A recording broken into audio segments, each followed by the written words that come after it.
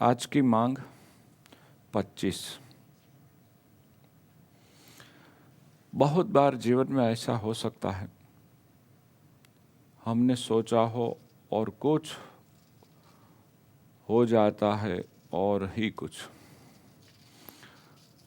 हमने सोच रखा था कि जब मैं पढ़ लूँगा तब ऐसी बड़ी अच्छी नौकरी मिलेगी, लेकिन समय ऐसा आया, इच्छा पूरी नहीं हुई।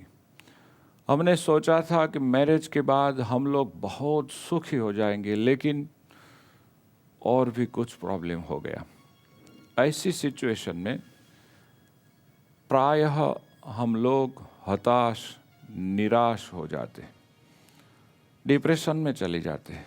लेकिन आज का एक चिंतक का सुविचार बहुत अच्छा, उन्होंने हर एक मुश्किल में से भी कोई न कोई रास्ता हो ही सकता है, उस संदेश को देने के लिए एक उदाहरण के स्वरूप में ही स्लोगन दे रखा है। सुनिए क्या है वो।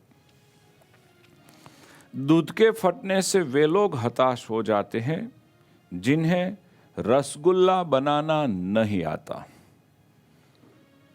बात सही है, दूध फट गया, अब दही नहीं बनेगा, मक्खन नहीं निकलेगा, घी हमको नहीं प्राप्त होगा।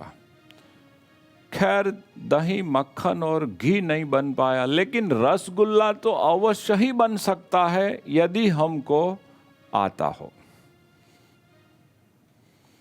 दूध फट गया, इसका मतलब ये नहीं कि पूरा जीवन बर्बाद हो गया।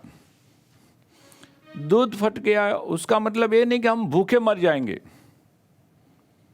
अब तरीका बदलना होगा। पहले हम दही जमाने वाले थे, मक्खन निकालने वाले थे, अब रसगुल्ला होगा और ही कोई नया ही टेस्ट हो जाएगा। लेकिन हम दूसरा सोचते ही नहीं और मान लेते हैं कि हमारा सब कुछ बर्बाद हो गया। इसीलिए स्ट्रेस, टेंशन, डिप्रेशन तक जाना पड़ता है।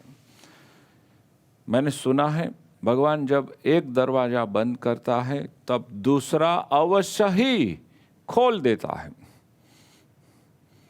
लेकिन हम वो दूसरा दरवाजा ढूंढते नहीं हैं। वो भी हमको आना चाहिए कि बिगड़ा हुआ, फटा हुआ दूध से रसगुल्ला भी बन सकता है, किस तरह से बनाया जाए।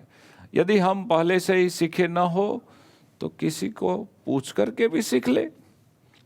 क्या बिगड़ा हुआ, फट गया हुआ दूध का हम किस तरह से सदुपयोग कर सकते हैं, तो कोई न कोई सिखा देंगे। बस वैसे ही हमारे जीवन में जब दुख आए, जब मुश्किलें आए, तब हम किसी को पूछें, किसी की सलाह ले, जिसकी लेनी चाहिए, तो हमारा भी रास्ता खुल ही जाएगा।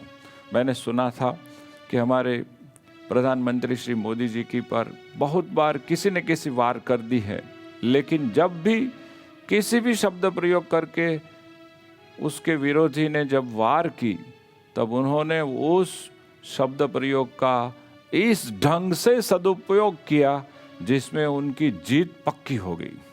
जब किसी ने उनको मौत का सौदागर कहा था, तब उन्होंने इस सूत्र का इतना बड़ा सदुपयोग किया था।